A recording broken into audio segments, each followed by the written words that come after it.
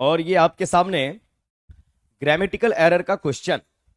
और क्वेश्चन क्या है, 60 miles are a good distance. अब यहां पे आइए, अब इस सेंटेंस में एरर क्या होगा। एरर से पहले कॉन्सेप्ट को आप समझ लीजिए। ये माइल्स यहां पे आपका लिखा हुआ है। माइल्स क्या होता है, आपका यूनिट होता है। अब ये आपका क्या है, यूनिट। यूनिट के पहले आपका लिखा हुआ है 60, तो यूनिट के पहले यहां पर क्या आएगा, आपका नंबर आएगा। इस नंबर के अकॉर्डिंग आपके इस यूनिट का फेस होगा, या तो सिंगुलर हो सकता है या आपका प्लुरल होगा। यानी 1 बोलेंगे तो माइल, 5 बोलेंगे तो माइल्स होगा। जैसे यहां पर हमने बोला 1 तो आप बोलेंगे माइल, और यहीं पे अगर हम बोल दें 5 तो हमें बोलना क्या होगा, माइल्स। तो नंबर के अकॉर्डिंग आपके इस यूनिट का यहां पर होगा फेस। फिर आगे जो आप यहां पे वर्ब का इस्तेमाल करेंगे, ये वर्ब डिपेंड करेगा आपके सेंस पे। किस पे, सेंस पे। और सेंस अगर यूनाइटेड है और सेंस अगर आपका डिवाइडेड है, तब जाके वर्ब हम डिसाइड कर पाएंगे। अब यहां पर देखिए आप क्या बोले, 1 माइल या 5 miles is are a short distance, are a short distance. यहीं पे अगर आप बोलेंगे 1 माइल या फिर 5 माइल्स आर या इज ट्रेवल्ड ऑन फुट। और यहीं पे अगर आप बात करेंगे 1 माइल या फिर 5 miles is are travelled on foot and by car, and by car. अब यहां बात को समझिए, 1 माइल एंड 5 माइल्स बिल्कुल सही है। अब यहां पर इज हो या आर हो, इस कॉन्टेक्स्ट को समझना है। तो यहां पर आपने बोला अ शॉर्ट डिस्टेंस, एक छोटी दूरी है। और यहां पर आर्टिकल ए का इस्तेमाल सिंगुलर सेंस में बात कर रहे यूनाइटेड। और जब आप यूनाइटेड सेंस में बात करेंगे तो सिंगुलर वर्ब का इस्तेमाल होगा। तो यहां पर इज होना चाहिए, आर नहीं होनी चाहिए। 1 माइल या 5 miles are is travelled on foot. आपने यात्रा की है और यात्रा करने का तरीका जो है, आप पैदल गए हैं, यानी एक ही साधन है, यूनाइटेड फॉर्म में सिंगुलर। यहां पर भी आप इज लगाएंगे, आर का इस्तेमाल नहीं होगा। 1 mile 5 miles is are travelled on foot and by car. अब जो यात्रा की गई है उसका तरीका 2 है, आप पैदल भी जा रहे और आप कार से भी जा रहे, डिवाइडेड है, तो यहां पर अब आर आएगा। अब इज की बात नहीं होनी चाहिए। आइए क्वेश्चन में यहां क्या बोला गया, 60 miles are a good distance, a लगा हुआ है यानी यूनाइटेड फॉर्म में है, तो यहां पर आर का इस्तेमाल नहीं, इज होना चाहिए। करेक्ट ऑप्शन होगा बी फॉर बॉम्बे। ये आपको ध्यान रखना है। क्लियर है ना। चलिए नंबर 2, क्वेश्चन नंबर 2 की बात करेंगे। और 2 में आपका दिया हुआ है द फॉलोइंग, ये भी आपका ग्रामेटिकल एरर है। They have been very close friends until they quarrelled. अब यहां पर बोला गया वो अच्छे दोस्त रहे। अब यहां पर आप क्या इस्तेमाल कर रहे हैं, हैव बीन। अब आइए इस स्ट्रक्चर को समझा देता हूं। यहां पे आपका हैज है, हैव हैज और हैड हो गया। अब यहां पर आप इस्तेमाल क्या कर रहे, तो यहां लगा हुआ है बिन। क्या इस्तेमाल कर रहे, बिन। अब हैव हैज हैड बिन ये बतलाता है ड्यूरेशन को। ये क्या बतलाएगा, किसी भी चीज के ड्यूरेशन को, कब से कब तक चला आ रहा है। अब इस ड्यूरेशन के बाद आगे यहां पे या तो V4 का इस्तेमाल कर सकते हैं, या आप यहां पे एडजेक्टिव का इस्तेमाल कर सकते हैं, या आप यहां पे मेरे साथ एडवर्ब का इस्तेमाल करेंगे। अब यहां पे देखिए क्या बोला गया है। यहां पर बोला गया दे हैव बीन। अब यहां पे आप डांसिंग का भी इस्तेमाल कर सकते हैं। दे हैव बीन सैड, उदास है, ये भी बोल सकते हैं। और they have been in Patna, ये भी आप बोल सकते। और यहां पे आप बोल रहे हैं सिंस मॉर्निंग, सिंस मॉर्निंग, वह सुबह से ही पटना में है, वह सुबह से उदास है, वह सुबह से डांस कर रहा है। तो have been, has been, had been के बाद यहां V4 भी आया, सैड एडजेक्टिव आया, और इन पटना की बात करेंगे तो ये आपका एडवर्ब है, वेयर का जवाब दे रहा है। ये सैड आपका एडजेक्टिव है और ये आपका V4 है। यहां आइए, they have been very close friend, वो अच्छे दोस्त रहे हैं, अनटिल दे क्वेरल, जब तक उनकी लड़ाई नहीं हुई।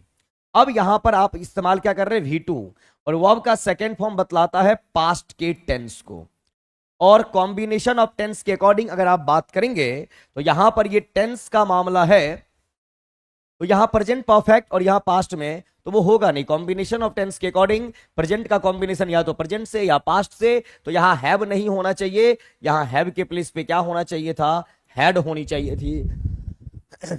ऑप्शन A4 आगरा आपका आंसर माना जाएगा। चलिए बंधु आगे बढ़िए, क्वेश्चन नंबर 3। क्वेश्चन 3 की बात करेंगे तो बोला गया यहां पर फिल इन द ब्लैंक्स का मामला, dash of old paintings is a job for experts, यानी जितनी भी ओल्ड पेंटिंग्स हैं वहां पर आपको फिर यहां पे देख रहे is a job for experts, experts का ये जॉब है। अब आप बोलेंगे सर पेंटिंग्स यहां पर प्लुरल फॉर्म में है तो यहां पर इज वर्ब का इस्तेमाल क्यों कर रहे हैं, यहां तो आर होना चाहिए, नहीं, यहां पे आपका लगा हुआ है ऑफ, और ऑफ आपका क्या है, प्रेपोजिशन, और प्रेपोजिशन के बाद आप यहां पे ऑब्जेक्ट का इस्तेमाल करते हैं, और प्रेपोजिशन से पहले आप यहां पे सब्जेक्ट का इस्तेमाल करते हैं। क्लियर है ना? तो ये पेंटिंग्स यहां पे ऑब्जेक्ट है, तो यहां पे जो भी वर्ब आया होगा वह उसके अकॉर्डिंग आप यहां वर्ब डिसाइड कर रहे हैं। ये इज सिंगुलर है तो यहां पे सिंगुलर वर्ब चाहिए। अब यहां पर वर्ड आया है रेजुरेक्शन, रिट्रीवल और रीएस्टोरेशन। रीएस्टोरेशन का मतलब होता है रीएस्टोर करना किसी भी चीज को। रीएस्टोरेशन कहां से निकला है, रीस्टोर से निकला है, यानी फिर से किसी भी चीज को स्टोर करना, और री का मीनिंग क्या होता है, अगेन, यानी पुनः, यानी फिर से करना, यानी वो चीज पहले किया गया था। रेजुरेक्शन का मतलब होता है रिपेयर करना, है ना, रिपेयर, मरम्मत, रिपेयर करना, या इसी को बोलते हैं रेनोवेट करना। क्या करना, रेनोवेट करना। और यहां पे आपका वर्ड आया रिट्रीवल, और ये वर्ड कहां से आया, रिट्रीव से, RETRIEV, और रिट्रीव का मतलब होता है श्रिंक बैक, पीछे हट जाना, श्रिंक बैक, पीछे हट जाना। अब आप किसके साथ यहां जाएंगे, रेजुरेक्शन आता है रिपेयर के सेंस में, रेनोवेट के सेंस में, बिल्डिंग को कर सकते हैं, रोड को कर सकते हैं, यानी इस वर्ड का इस्तेमाल करते हैं कंस्ट्रक्शन के लिए। इस वर्ड का इस्तेमाल क्या करते हैं, कंस्ट्रक्शन के लिए। और रीस्टोर करने का मतलब डेटा को आप रीस्टोर कर रहे, तो जो भी ओल्ड पेंटिंग्स है उसकी बात कर रहे, तो यहां पर restoration of old paintings is a job for experts, ये आपका यहां पर बोला गया है। करेक्ट ऑप्शन C4 कनाडा होगा, ध्यान आप रखेंगे। Rani Kumari ji P sir, good morning, good evening, good evening जी। आइए यहां नंबर 4 में क्या बोला गया, during Diwali the shops are dash of people, Diwali के दौरान जो है दुकानें लोगों से क्या होती है, बीजी, क्राउडेड, फुल। अब यहां पर देखिए बीजी के साथ आप जो प्रेपोजिशन इस्तेमाल करेंगे बीजी इन होता है, बीजी के साथ प्रेपोजिशन क्या होगा, बीजी इन। जैसे मैं यहां पे बोलूं I am busy in teaching right now, I am busy in teaching right now, है ना, मैं अभी पढ़ाने में क्या हूं, बीजी हूं। तो बीजी के साथ यहां पर क्या लगा है, इन लगा हुआ है, ध्यान आप रखेंगे। फुल, फुल के साथ आप प्रेपोजिशन ऑफ का इस्तेमाल करते हैं, यहां पे कोई डाउट नहीं है। और क्राउडेड, क्राउड के साथ प्रेपोजिशन इस्तेमाल होता है आपका विद, और इसी को हम बोलते हैं कोलोकेशन, यानी किस वर्ड के साथ क्या प्रेपोजिशन आएगा। तो यहां पर फुल बीजी ऑफ पीपल नहीं, क्राउडेड विद पीपल होना चाहिए था, और यहां पर ऑफ लगा हुआ है तो फुल ऑफ पीपल होगा। During Diwali the shops are full of people, correct option आपका हो गया B फॉर बॉम्बे, ध्यान आपको रखना है। आगे बढ़िए बंधु, अगर नंबर 5 की बात करें, you will find dash information you need at desktop of age 15। अब यहां पे देखिए यू विल फाइंड इंफॉर्मेशन। अब अगर आप इंफॉर्मेशन की बात करेंगे तो देखो क्या क्या है यहां पे, आप इंफॉर्मेशन की बात कर रहे हैं, एक वर्ड आपका होता है एडवाइस, ADVIC, और एक आपका वर्ड होता है न्यूज, जो हमारे एग्जाम में देखने सुनने को मिलता है बार बार। तो ये हमारे अनकाउंटेबल नाउन है, और अनकाउंटेबल नाउन नंबर के अकॉर्डिंग कैसे होते हैं? All the time singular. लेकिन ये सिंगुलर है, इसकी काउंटिंग नहीं हो सकती। इसके पहले आप आर्टिकल ए या एन का इस्तेमाल कभी भी नहीं करेंगे, पहली बात तो ये। अब रही बात कि आर्टिकल द का इस्तेमाल कर सकते या नहीं कर सकते, तो द आपका होता है डेफिनिट आर्टिकल। अगर वो सेंस डेफिनिट देगा तो आप डेफिनेटली आर्टिकल द का इस्तेमाल करेंगे। You will find dash information you need eight top of 15। आपको बोला गया जो इंफॉर्मेशन चाहिए, जिस इंफॉर्मेशन की आपको नीड है, यानी बात कहीं ना कहीं इंफॉर्मेशन जो है आपका डेफिनिट है, जिस चीज की नीड है वो चाहिए, तो यू विल फाइंड। ए तो आपका होगा नहीं इंफॉर्मेशन के पहले, द हो सकता है, और यहां पे भी द है definite. The information you need at the top of, eight the top of, definite है कहां पे है? टॉप पे है। तो यहां पे भी द और यहां पे भी द आया हुआ है। टॉप ऑफ एज पेज होना चाहिए, पेज 15। अब यहां पर कोई आर्टिकल आपको नहीं लगेगा, तो you will find the information you need at the top of page 15। Correct option C होना चाहिए, बी भी आपका नहीं होगा, बी फॉर बॉम्बे, ध्यान आपको रखना है। सर ग्रुप में नंबर ऐड कर दीजिए, पेड कोर्स में ओल्ड वाले बैच में है, अभी प्रेपोजिशन चल रहा है हम लोगों का। कर दिया जाएगा, टेंशन ना लीजिए, कर देंगे। अभी टाइम बिल्कुल भी नहीं मिल रहा है, इसीलिए मैं कर नहीं पा रहा हूं। नंबर 6 में आइए। Hamid dash in Mumbai for 3 years when his parents came to visit. अब यहां पर देखिए क्या लिखा हुआ है, came. Hamid dash in Mumbai for 3 years, और यहां पर व्हेन आया है, व्हेन आपका यहां पर काम किसका कर रहा है? कंजंक्शन का। और कंजंक्शन के बाद यहां पे आपका दूसरा क्लॉज आ गया यहां से, his parents came to visit, his parents came to visit. और केम की बात करेंगे तो यहां पर वर्ब का सेकेंड फॉर्म है, और वर्ब का सेकेंड फॉर्म जैसे ही हो गया तो ये चला गया किसमें? पास्ट में। अब यहां पर आपने टाइम का भी इस्तेमाल किया है, फॉर 3 years। यहां पर हैज लिव्ड यानी परफेक्ट टेंस, हैड लिव्ड यानी कि पास्ट, और had been living past perfect continuous. अब यहां ध्यान से देखिए, परफेक्ट और परफेक्ट कॉन्टिन्यूअस, ध्यान से देख लो। परफेक्ट टेंस की अगर आप बात करेंगे तो एक होता है ओनली परफेक्ट,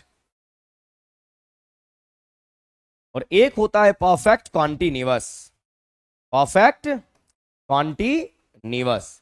परफेक्ट की बात करेंगे तो स्ट्रक्चर आपका होगा हैव, हैज और हैड, और प्लस वर्ब का third form.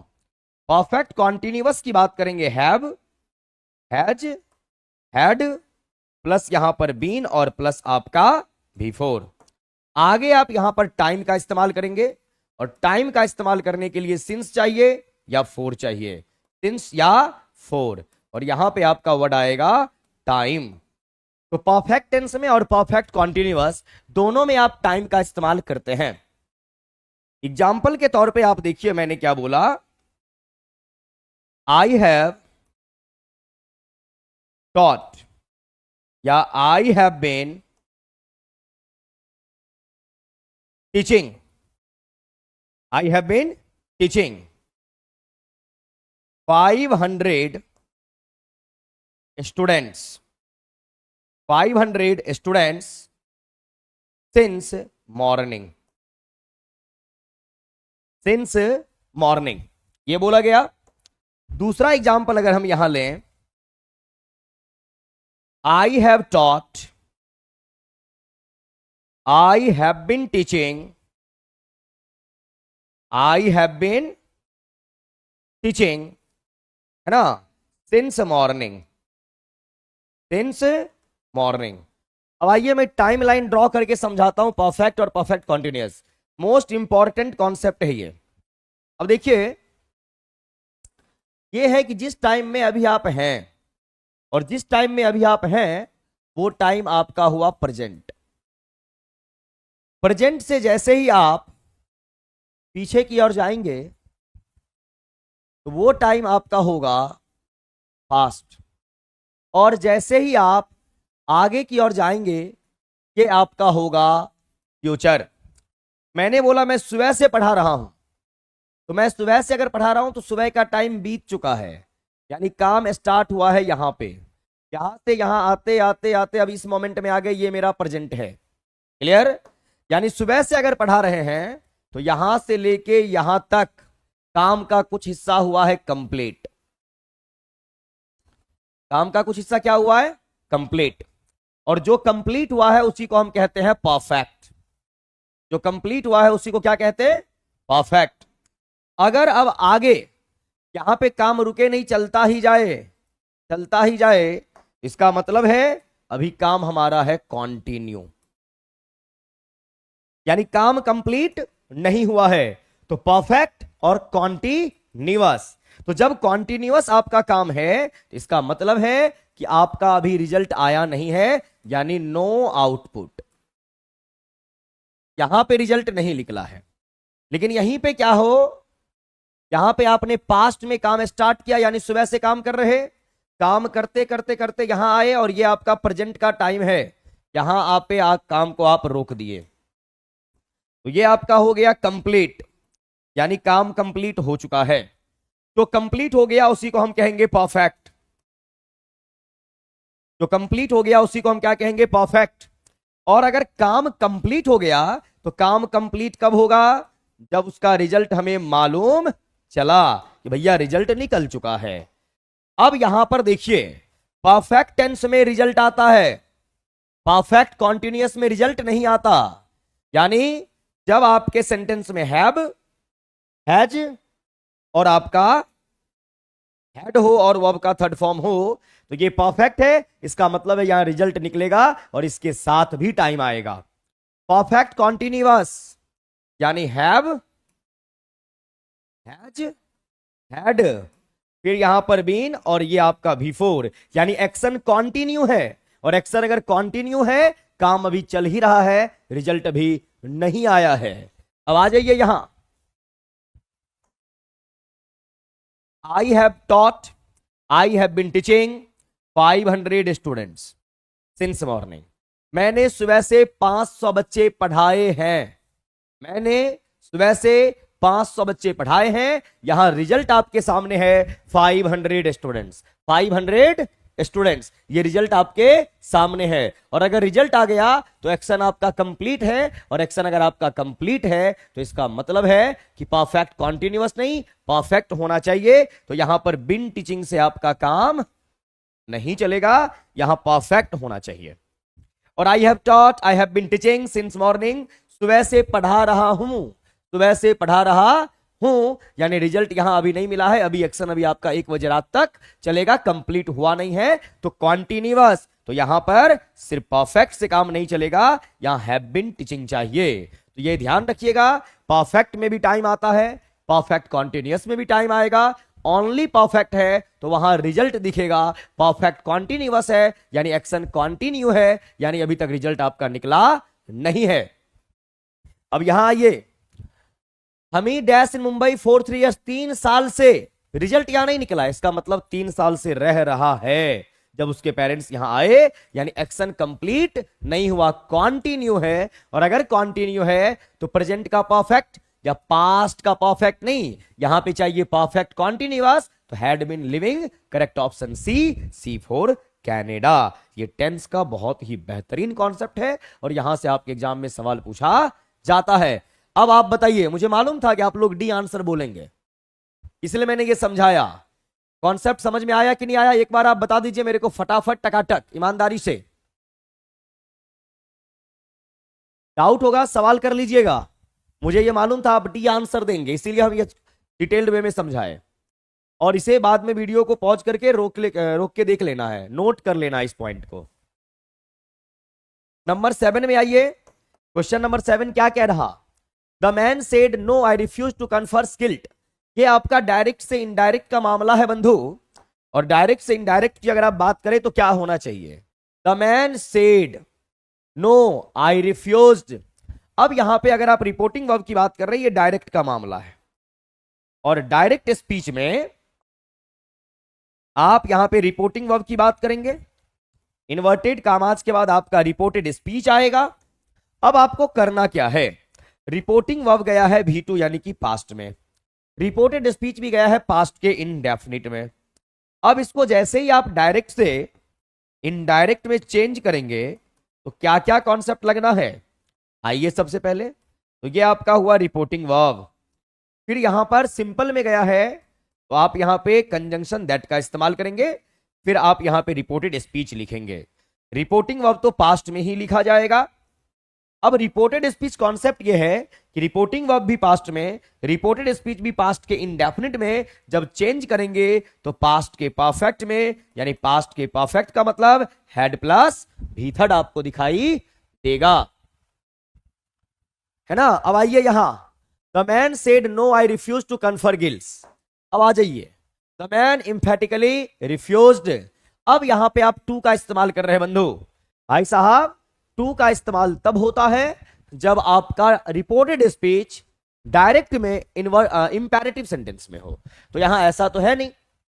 The man refuse to confess his guilt, the man was stubborn enough to confess guilt. अब यहां पर अगर इसको चेंज करेंगे टेंस के अकॉर्डिंग तो ऐसे होना चाहिए था। कैसे, ध्यान से देखिए, द मैन negatively said या said negatively that I refused। अब I किसके अकॉर्डिंग, मैन के according, he had refused to confess guilt। ये एसएससी सीजीएल में पूछा गया क्वेश्चन है बंधु। अब आइए देखते हैं, इम्फेटिकली रिफ्यूज्ड टू कन्फर्स गिल्ट। जब रिफ्यूज कर ही दिया है तो इम्फेटिकली आपको नहीं बोलना है यहां पे, पहली बात ये। The man refuse to confess his guilt, ये बोला गया। द मैन वॉज एस्टुबर्न, बोल रहा है नो, ये नो बोल के बोला मैंने किया ही नहीं है, तो यहां एस्टुबर्न। एसएससी ने इस क्वेश्चन में सी को सही माना था, बिकॉज एस्टुबर्न का मतलब होता है जिद्दी होना। The man was stubborn enough to confess guilt. ये एसएससी सीजीएल का ये सवाल है और वो आपका आंसर माना था सी। और सीजीएल में कौन सा, तो एसएससी सीजीएल के मेंस का भी पेपर होता है, वहां से ये सवाल हमने आपको दिया था और सी आंसर एसएससी ने माना था। ये ध्यान रखिए, इसलिए मैं हर एक टाइप का आपको क्वेश्चन रूबरू कराता हूं, मुलाकात आपसे करवाता हूं, ताकि आप हर एक टाइप का आइडिया आपके पास रहे। ये इंग्लिश की क्लास है, आपको पढ़ना बिल्कुल पढ़ सकते हैं। हिंदी से है हम, आपका हिंदी सब्जेक्ट है, हिंदी मीडियम से हो कोई दिक्कत नहीं, आराम से पढ़ सकते हैं आप और एंजॉय करते हुए पढ़ सकते हैं। गलत दिया हुआ है number 8, Neeta ordered her servant to bring her cup of tea. अब ये इनडायरेक्ट स्पीच में गया हुआ, ये डायरेक्ट में आपका नहीं है। ये गया कहां है, तो ये इनडायरेक्ट में गया है। और इनडायरेक्ट में गया है तो स्ट्रक्चर क्या है आपका, रिपोर्टिंग वर्ब है। रिपोर्टिंग वर्ब के बाद यहां पर आप क्या इस्तेमाल कर रहे हैं, टू का इस्तेमाल आपने किया कंजंक्शन के प्लेस पे, और टू के बाद आपका लिखा हुआ है रिपोर्टेड स्पीच, रिपोर्टेड स्पीच। और आपको मालूम होना चाहिए इनडायरेक्ट फॉर्म में हमारे रिपोर्टिंग वर्ब के बाद टू कब लगता है, जब हमारे डायरेक्ट स्पीच में रिपोर्टिंग वर्ब तो होगा ही होगा, कामा, इन्वर्टेड कामाज। और ये जो आपका रिपोर्टेड स्पीच है, ये रिपोर्टेड स्पीच का जो टेंस है ये आपका इंपेरेटिव टेंस होगा, और इंपेरेटिव सेंटेंस होगा। और इंपेरेटिव सेंटेंस की शुरुआत कहां से होती है, ये वर्ब से स्टार्ट होता है। V1 ऑब्जेक्ट या V1 विदाउट ऑब्जेक्ट भी आपका इस्तेमाल किया जाता है। अब आइए, Neeta told her husband bring a cup of tea. जब आप bring a cup of tea कह रहे हैं, यहां पे टोल्ड का इस्तेमाल किया, रुक जाएंगे। Neeta said bring me a cup of tea. अब यहां पर क्या लिखा है, ब्रिंग हर, यहां पर bring a cup of tea. अब ये हर किसके अकॉर्डिंग हुआ होगा, तो मी यहां लगा हुआ है फर्स्ट पर्सन, फर्स्ट पर्सन जाएगा नीता के पास, यानी सी, सी का ऑब्जेक्ट हर, तो बी तो अब होगा नहीं। सी में है Neeta said to her servant, अब यहां है नीता ऑर्डर्ड हर सर्वेंट, और यहां पर ऑब्जेक्ट नहीं है, अब इसको भी आप एलिमिनेट करेंगे। Neeta said to her servant bring me a cup of tea, और इसी को जब चेंज करेंगे नीता ऑर्डर्ड हर सर्वेंट, अब यहां लगाया टू, ब्रिंग का ब्रिंग, और मी होगा नीता के अकॉर्डिंग, यानी सी, सी का object her, cup of tea, correct option C, C4 Canada. ये आपको ध्यान में बंधु रखना होगा, क्लियर है ना। कहीं पे भी डाउट हो सवाल कर लेना है। और आज रात में, आज रात से आपकी क्लास 1 बजे तक होगी, इसके लिए आप लोग तैयार है ना, बता दीजिए बंधु। 12 से 1 भी आपकी क्लास है, 11 से 12 भी आपकी क्लास है। Number 9 select the correct passive form. अब यहां पे अगर आप एक्टिव से पैसिव फॉर्म की बात करेंगे तो क्या मामला होना चाहिए? James Watt discovered the energy of steam. अब डिस्कवर्ड की बात करेंगे तो ये आपका क्या है? V2 का मामला है। और V2 का अगर मामला होगा तो यहां पर पैसिव वॉइस के फॉर्म में क्या क्या आएगा? वॉज वर और प्लस वर्ब का थर्ड फॉर्म। तो the James Watt discovered the energy of steam. Discovered भाई साहब एक्टिव से पैसिव में जब जाएंगे तो पैसिव में हेल्पिंग वर्ब और मेन वर्ब टेंस और सब्जेक्ट के अकॉर्डिंग होना चाहिए। यहां नहीं है, ऑप्शन ए नहीं होगा। The energy of steam was discovered by James Watt, correct option B before Bombay. James Watt was discovered नहीं, एनर्जी ऑफ स्टीम डिस्कवर किया गया था तो ये भी नहीं, करेक्ट ऑप्शन होगा बी बिफोर बॉम्बे। ये आपको ध्यान में रखना है। बी आंसर होना चाहिए। सी कैसे होगा? सी कैसे कह रहे हैं आप रूपा कुमारी? क्वेश्चन नंबर 10 में आइए। 10 में बोला गया सी मेक्स केक्स एवरी संडे। अब यहां पर मेक्स की अगर बात करेंगे तो ये V5 है, यानी प्रेजेंट इंडेफिनिट। और अगर आपका एक्टिव प्रेजेंट इंडेफिनिट में V1 या V5 के साथ है बंधु, तो यहां पर इसके साथ एज, एम, आर और फिर वर्ब का थर्ड फॉर्म लगेगा। यानी अब यहां पर आप क्या इस्तेमाल करने वाले हैं? तो she makes cakes every Sunday, every Sunday cakes नहीं, ये गलत हो जाएगा। एवरी संडे आपका एडवर्ब है और एडवर्ब सेंटेंस का सब्जेक्ट होता नहीं है। Cakes are made by her every Sunday, बिल्कुल आपका करेक्ट ऑप्शन बी हो गया। केक्स मेक भाई साहब नहीं, पैसिव में तो हेल्पिंग वर्ब फिर मेन वर्ब, तो ये भी आपका आंसर नहीं, ऑप्शन होगा बी बिफोर बॉम्बे। ध्यान आपको रखना है। अब आइए यहां, मैं यहां जो बता रहा हूं वही सही है, क्या दिया हुआ है वो गलत है, इस बात का ध्यान रखिएगा।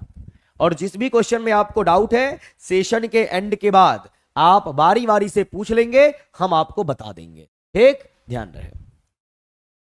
नंबर 11 की बात कीजिए। क्वेश्चन नंबर 11 आपसे क्या कह रहा है? नंबर 11 में है स्ट्रिंजेंट, और यहां पर बोला गया सिनोनिम यानी कि पर्यायवाची। सिनोनिम यानी कि पर्यायवाची। एस्ट्रिंजेंट वर्ड की बात करेंगे, ईएनटी लगा हुआ है।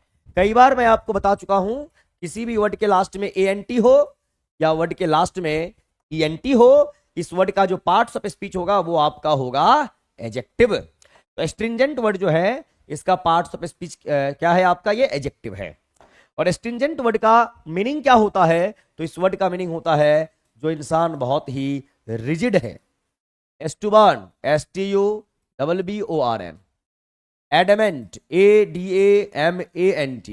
एडमेंट का मतलब होता है जिद्दी होना, रिजिड होना, एस्टुबर्न होना। ड्राई का मतलब क्या होता है? ड्राई मीन्स होता है सूखा। तो ड्राई के लिए एक वर्ड तो आप एडजेक्टिव वर्ब के तौर पे जानते हैं, डिहाइड्रेट। डिहाइड्रेट। एक वर्ड है आपका एरिड, ARID। और एक वर्ड है आपका डेसिकेट, सॉरी डेसिकेट, है ना, सूखा होना। अब यहां आइए रिगरस। रिगरस वर्ड के भी लास्ट में OUS है, और OUS किसी भी वर्ड का सफिक्स होगा, उस वर्ड का पार्ट्स ऑफ स्पीच आपका एडजेक्टिव होगा। रिगरस का भी होता है इंसान हठी आदमी, जो ठान ले, जिद्दी टाइप का। इसके लिए भी एक वर्ड होता है आपका STALWAT, स्टेलवाट। और एक वर्ड होता है STAUNCH, स्टाउंज, यानी जिद्दी होना, जब तक तोड़ेंगे नहीं तब तक छोड़ेंगे नहीं। और स्ट्रेंड का मतलब होता है लिमिटेड, जब कोई चीज आपको लिमिटेड कर दे, कोई चीज आपको नैरो कर दे। और यहीं पे आपका एक वर्ड होता है कांस्टेंट, और यहीं पे आपका एक वर्ड होता है रिस्ट्रेंट, है ना, ध्यान आपको रखना है। अब आइए यहां, स्ट्रिंजेंट वर्ड का सिनोनिम यानी कि पार्ट्स ऑफ स्पीच आपका क्या है? तो वो आपका हो जाएगा रिगरस, जो इंसान बहुत ही जिद्दी टाइप का है। रिजिड, स्टर्न, एडमेंट, स्टीलवाट, स्टाउंच, ये सब आप ध्यान में रखेंगे। करेक्ट ऑप्शन C4 कनाडा आपका आंसर होगा। इतने वर्ड को देख के आप लोग घबराते नहीं ना है बंधु? परेशान तो नहीं होते हो ना? बहुत बच्चों का सवाल होता है सर इतने सारे वर्ड्स लिख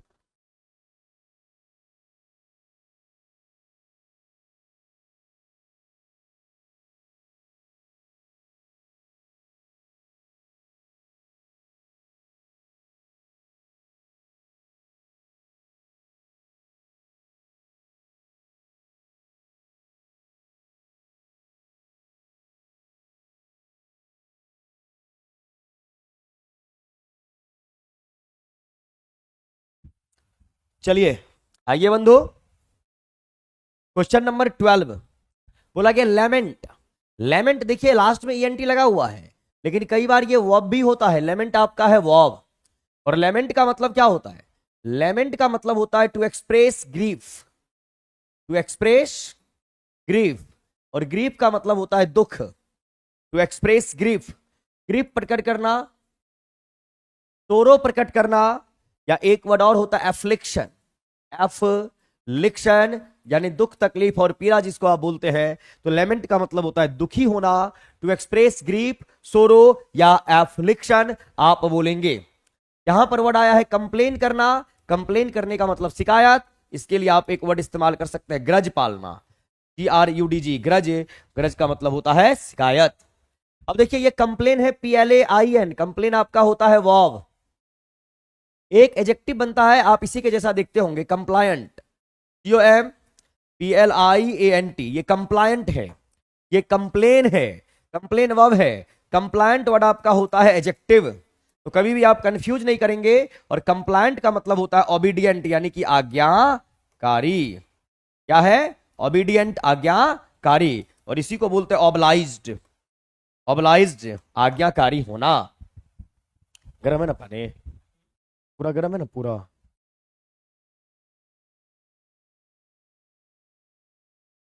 आइए नेक्स्ट देखिए क्या है, कमेंट करना। देखिए एक वर्ड होता है कमेंट और एक वर्ड होता है कॉम्प्लीमेंट।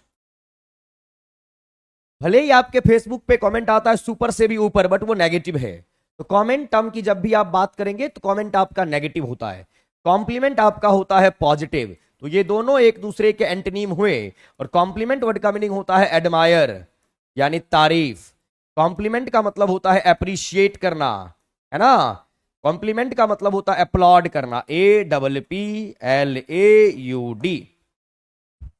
और यहां पे आपका वर्ड आया है कंडोन, और कंडोन वर्ड का मीनिंग होता है माफ करना, यानी एक्सोनरेट, EXONERAT, एक्सोनरेट बोलेंगे। इसी को आप बोल सकते हैं PARDON, पार्डन, और इसी को आप बोल सकते हैं FORGIVE, और इसी को आप बोल सकते हैं इमेंसिपेट, EMANCIPATE, माफ करना। करेक्ट ऑप्शन लेमेंट का मतलब होता है दुखी होना, और दुखी होने के लिए सिनोनिम आपको चाहिए। कंडोन का मतलब तो माफ करना होता है, और कमेंट मतलब कमेंट करना होगा। लेमेंट आप दुखी है और यहां पे सिनोनिम चाहिए। तो कंप्लेन, जब आप दुखी होते हैं तो आप शिकायत ही करते हैं। तो ऑप्शंस के अकॉर्डिंग, लॉजिक के अकॉर्डिंग ऑप्शन ए के पास जाना पड़ेगा। सी कैसे कर रहे हैं? सी तो माफ करना होता है। अंकित आनंद जी कुछ टॉनिक बता दीजिए। ठीक है, लास्ट तक बने रहिए, ये टॉनिक ही दे रहे हैं और लास्ट में तरीका भी बताएंगे। सेशन के लास्ट तक बने रहिए। क्या नाम है आपका? अंकित आनंद सिंह। क्या जबरदस्त नाम है आपका आनंद भाई। ग्रिगेरियस, अब यहां पर इसको बोला गया एंटोनिम, यानी कि विपरार्थक शब्द। और ग्रिगेरियस वर्ड के लास्ट में है OUS। दुनिया का कोई भी वर्ड अगर उसका सफिक्स क्या हो OUS, यानी किसी भी वर्ड के लास्ट में OUS होगा, तो उस वर्ड का पार्ट्स ऑफ स्पीच आपका होता है क्या? एडजेक्टिव। क्या होता है? एडजेक्टिव। ग्रिगेरियस वर्ड का मीनिंग होता है क्या? काइंड, जो इंसान दयालु है। इसके लिए एक वर्ड आता है कंजेनियल, जिसको आप बोलते हैं मिलनसार होना। इसी को आप बोलते हैं फैमिलियर, परिचित। और इसी के लिए एक वर्ड आता है एमिएबल, और एमिएबल का मतलब होता है फ्रेंडली नेचर, दोस्ताना व्यवहार। यहां पर वर्ड आया है आपका एंटी सोशल, तो एंटी वर्ड का मीनिंग होता है अपोजिट। एंटी वर्ड का मीनिंग होता है आपका अपोजिट, और सोशल का मतलब होता है सामाजिक। सोशल मीन्स सामाजिक, यानी एंटी सोशल वर्ड का मतलब हो जाएगा जो सामाजिक नहीं है, जो मिलनसार नहीं है, जो आपको हर एक चीज का क्या होगा? अपोनेंट होगा। हर एक चीज का वो क्या करेगा? तो भैया बंधु विरोध करने का काम करेगा। ग्लोरियस वर्ड के लास्ट में आपका क्या लगा हुआ? OUS, ये वर्ड आपका एडजेक्टिव होगा। और ग्लोरियस का मतलब क्या होता है? जो चीज बहुत ही शानदार है, जो चीज बहुत ही बढ़िया है, यानी फैंटास्टिक। ग्लोरियस का मतलब होता है आपका फैब्युलस, ग्लोरियस का मतलब होता है आपका मार्वेलस, है ना, यानी फैंटास्टिक। और ऑप्शन सी की बात करेंगे हॉरिंडस, यहां पर भी वर्ड के लास्ट में OUS वर्ड आपका एडजेक्टिव होगा। और हॉरिंडस वर्ड का मीनिंग होता है फियरफुल। फियरफुल, जब आप किसी चीज से डरते हैं, जो चीज खतरनाक है, DANGEROUS, और इसके लिए एक वर्ड और, डेट्रीमेंटल, यानी हानिकारक। अब आइए बंधो देखते हैं। ग्रीगेरियस का मतलब होता है मिलनसार होना, और जो एंटी सोशल होगा, जो सामाजिक नहीं होगा, असामाजिक होगा, वह ऑप्शन ए होगा। और एंटी सोशल के लिए एक वर्ड और लिख सकते हैं आप, एनार्किस्ट, एनार्किस्टिक। अब एनार्किस्टिक वर्ड का मीनिंग क्या होता है, तो एन का मीनिंग होता है नॉट, और ये आर्क अपने आप में रूट वर्ड है। आर्क का मीनिंग होता है रूल एंड रेगुलेशन, जहां नियम और कानून की धज्जी उड़ा दी जाए, वो आपका एनार्किस्ट, एनार्किस्टिक, एनार्किज्म, एनार्की, एनार्किस्ट, अराजक तत्व बोलने का काम करेंगे। और आर्क अपने आप में रूट वर्ड है, जैसे आप बोलते हैं monarch, patriarch, मैट्रियार्क, patriarchal society mail dominate, मैट्रियार्कल, तो ARCH, आर्क अपने आप में रूट वर्ड है, जिसका मीनिंग होता है रूल करना, है ना, ध्यान आप रखेंगे। आइए नंबर 14 की बात करेंगे, अवेयर। अवेयर वर्ड जो आपका है, ये वर्ब के तौर पे काम कर रहा है, और अवेयर आपके एडजेक्टिव के तौर पे भी काम करता है। अवेयर का मतलब क्या होता है, अवेयर का मीनिंग होता है अलर्ट होना, अवेयर का मतलब होता है अटेंटिव होना। और एक वर्ड होता है अवेयर के लिए, जिंजरली, जरूर आप याद रखेंगे, एग्जाम में पूछा जाता है, CINGERLY, जिंजरली। और एक वर्ड और याद रख लीजिए, कॉसस, CAUTIOUS, कॉसस यानी केयरफुल, यानी कि जागरूक होना। यहां पर एक वर्ड है अनसर्टेन, अन किसी भी वर्ड के पहले आए, इसका मीनिंग होता है बंधु नॉट। और सर्टेन वर्ड का मतलब होता है श्योर, यानी नॉट श्योर, यानी डेफिनेट नहीं है, यानी वो चीज क्या है, इनडेफिनिट है। वो चीज क्या है, इनडेफिनिट है, अनसर्टेन है। यहां पर वर्ड आया है इग्नोरेंट। इग्नोरेंट वर्ड की बात करेंगे, ANT वर्ड के लास्ट में है, वर्ड आपका होगा एडजेक्टिव। और इग्नोरेंट वर्ड का मतलब होता है सबसे पहले तो जो पढ़ा लिखा ना हो, जागरूक ना हो, होशो हवास में ना रहे, सही और गलत का उसे पता ना चले, इस कॉन्टेक्स्ट में बात करते हैं इग्नोरेंट। तो इग्नोरेंट वर्ड का मतलब होता है अनएजुकेटेड, अनएजुकेटेड बोलेंगे। और अन का मीनिंग होता है नॉट, एजुकेटेड जो पढ़ा लिखा नहीं है, इसी को आप बोलेंगे इलिटरेट। तो सबसे पहले वर्ड आया लिटरेट, LITERAT, इलिटरेट, और यहां पे इसके पहले लग गया आपका इल, और IL किसी भी वर्ड के पहले आएगा तो इसका मीनिंग होता है नॉट। और लिटरेट का मतलब होता है पढ़ा लिखा, जो पढ़ा लिखा नहीं है। और IL किसी भी वर्ड के पहले आ जाए, इसका मीनिंग हो जाता है नॉट, लॉजिकल, इलॉजिकल, ये आप ध्यान में रखेंगे। अब यहां पर वर्ड आया है श्योर, और श्योर का मतलब होता है डेफिनेट, यानी जिस चीज की गारंटी है, यानी जो चीज आपका डेफिनेट है, सर्टेन है, TREAIN। और गारंटी, सॉरी, गारंटी, गारंटी के स्पेलिंग GUARANTEE। कई बार गारंटी जो है करेक्टली इनकरेक्टली स्पेल्ड में पूछ लिया जाता है। अब यहां आइए, अवेयर कौन होगा, जो पढ़ा लिखा है, जागरूक है, सही और गलत की परवाह करता है, सही और गलत की जानकारी रखता है। इग्नोरेंट क्या होगा, जिसको किसी भी चीज के बारे में मालूम ही नहीं, तो ये आपका हो जाएगा antonym, B for Bombay. Number 15 में आपका वर्ड आया है one word, one who has little faith in human sincerity and goodness. अब यहां पर एक वर्ड आया है, देखिए लिटल वर्ड का आपने इस्तेमाल यहां पे किया है। सबसे पहले आ जाइए, लिटल की अगर आप बात करेंगे तो दो कॉन्टेक्स्ट में, दोनों सेंस में ये एडजेक्टिव ही होता है। और लिटल का इस्तेमाल, एक तो लिटल आपके साइज या शेप की बात करता है, जैसे मैं बोलूं he is a little child, he is a little child, यानी वो छोटा सा प्यारा सा मासूम बच्चा है। अब उस चाइल्ड के क्यूटनेस को या उसके बॉडी के शेप साइज को यहां पे अ लिटल बता रहा है। और एक लिटल जो है ये क्वांटिटी को बताने की बात करता है, अनकाउंटेबल नाउन के सेंस में इस्तेमाल किया जाता है। और यहां पर इसके 3 फॉर्म्स होते हैं, एक होता है लिटल, एक होता है अ लिटल, और एक होता है आपका द लिटल। तो यहां पर ये क्वांटिटी को, यहां पे ये अनकाउंटेबल नाउन को, यहां पे किसी भी चीज के शेप या साइज को, तो यहां लिटल अपने आप में नेगेटिव है।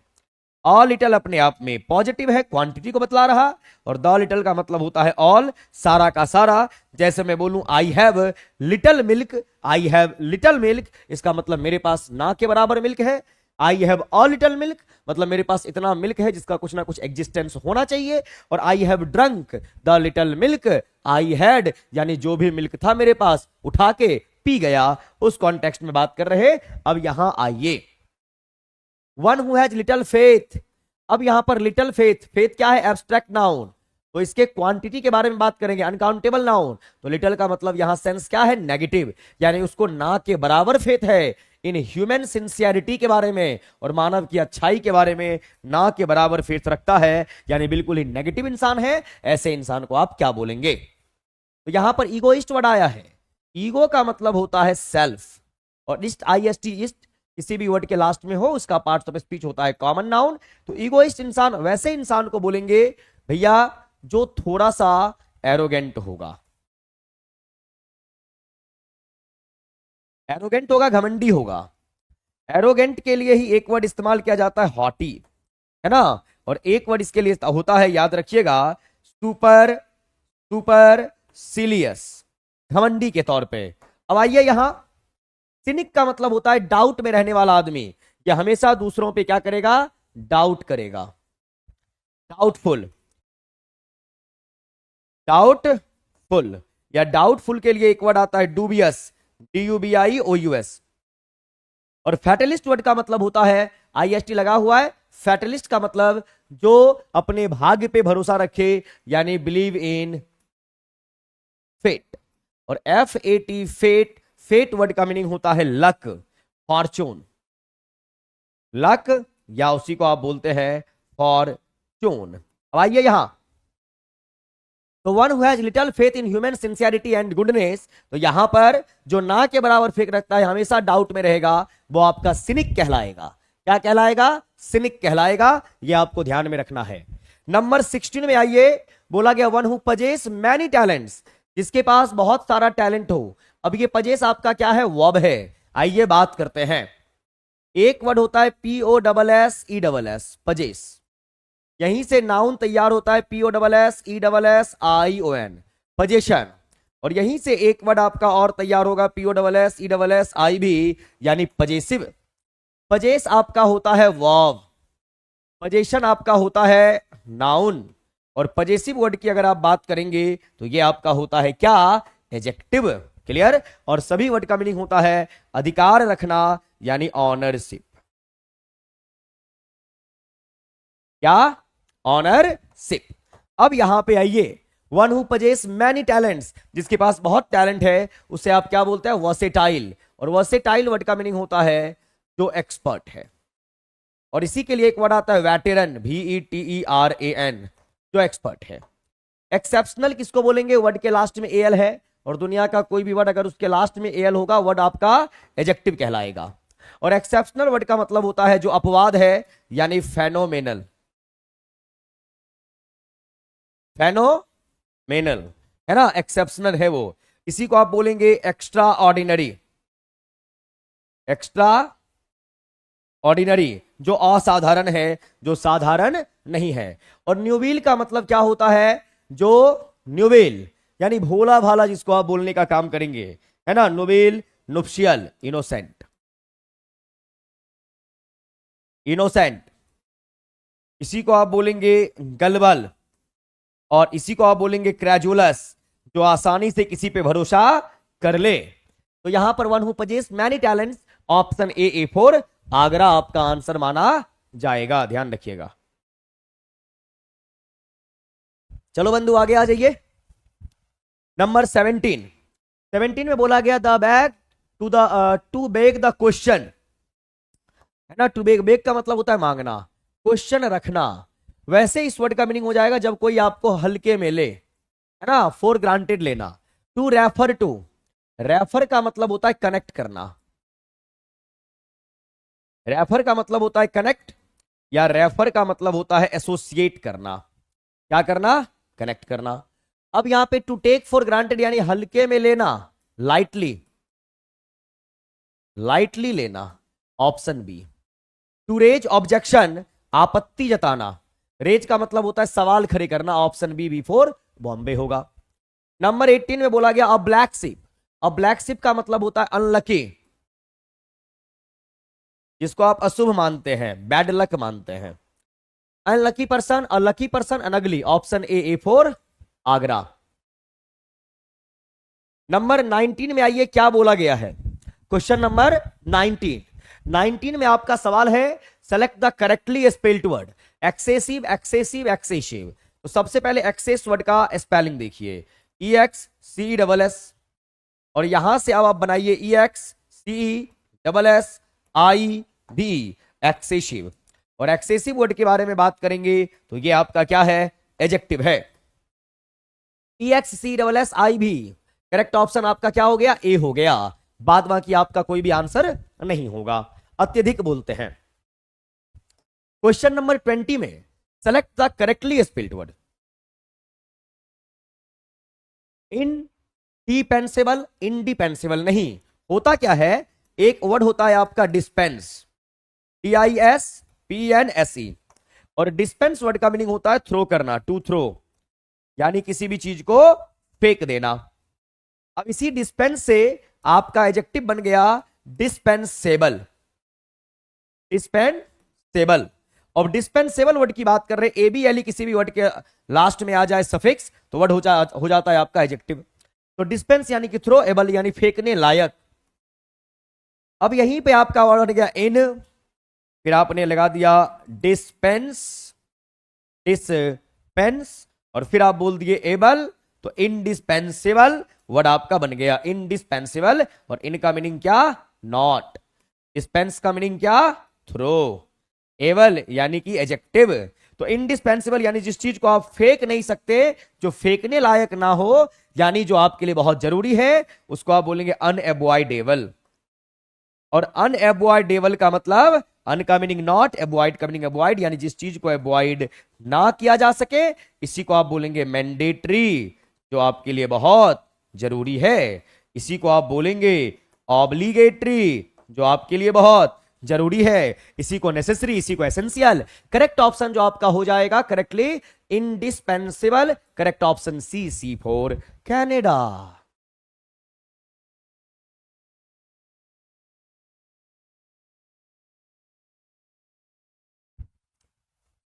आइए, तो ये आप मेरे साथ अभी पढ़ रहे थे क्या, वोकैब।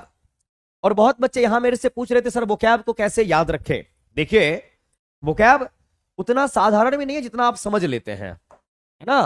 ग्रामर उसके कंपैरिजन में बहुत ही आसान है।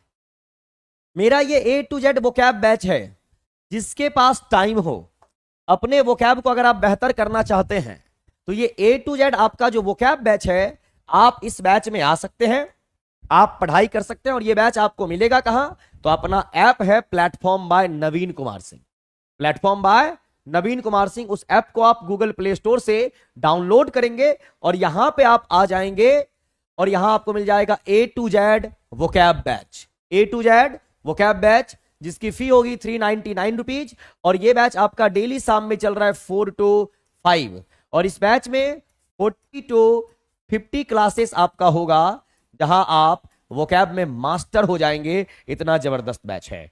यहां तो आप मेरे साथ MCQ फॉर्मेट पे भी आप वर्ड को देखे ही देखे, मैंने बताया ही आपको।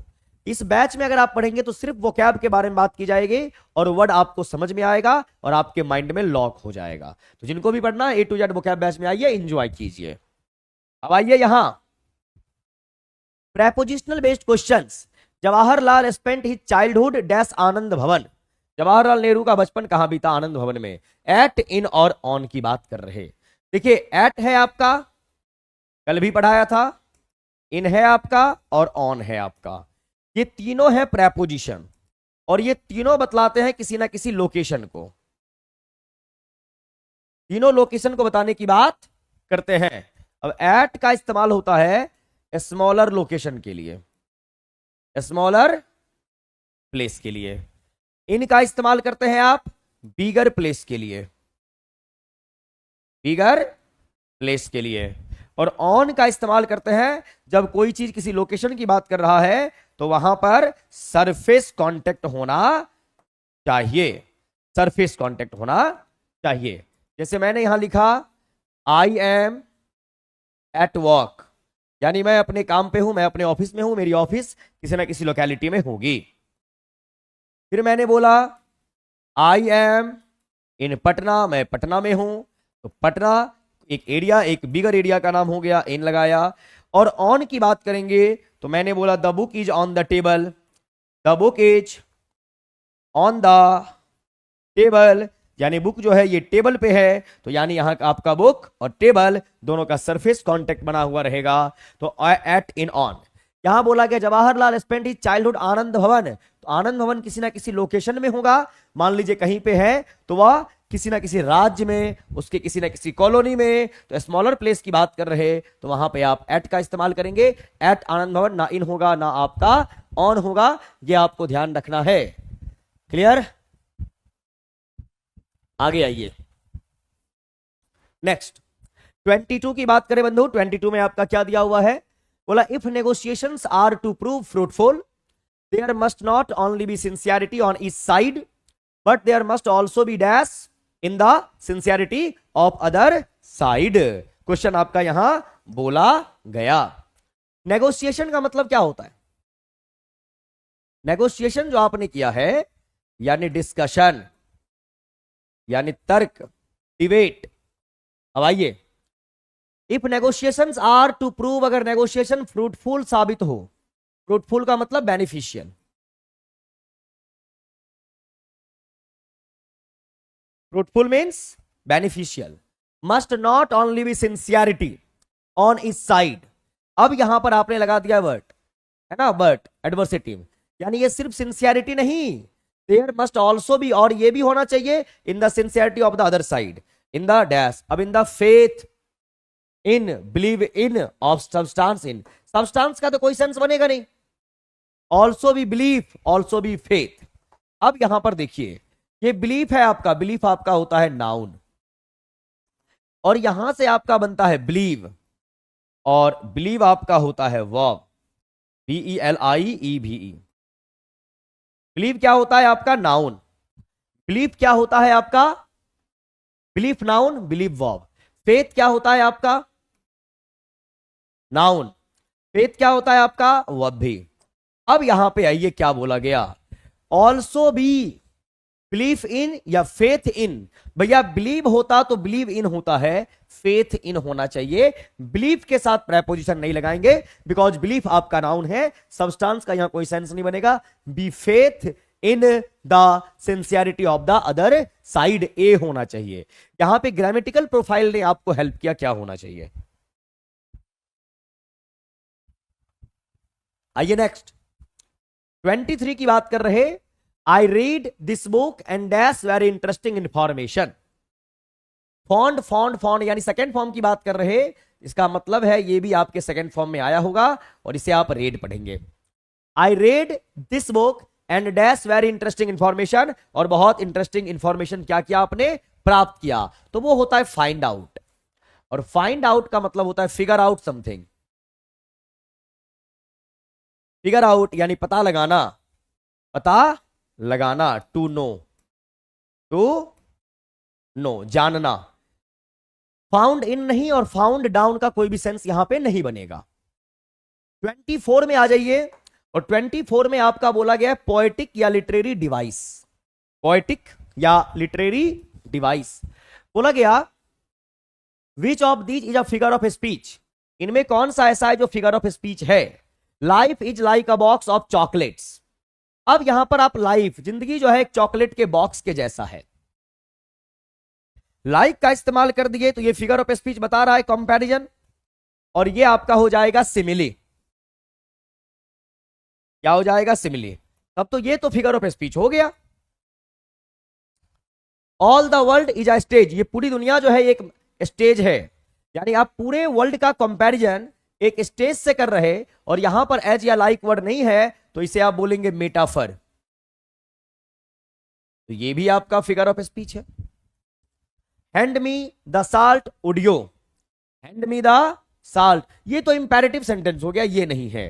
करेक्ट ऑप्शन आपका हो जाएगा डी, डी फॉर दिल्ली। ये आपका क्या है? Figure of speech. D option. तो इस तरीके से भी क्वेश्चंस आपके पूछे जाते हैं, ये आपको ध्यान में जरूर रखना है।